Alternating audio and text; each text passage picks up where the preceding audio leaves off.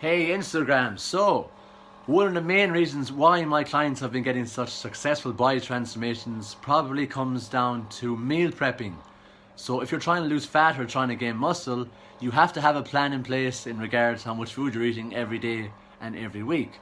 So for example, with my clients, I get them every Sunday to do what's known as the Sunday ritual, where they cook all their food for the week and they know exactly how much to eat, what to eat and when to eat to reach their goals.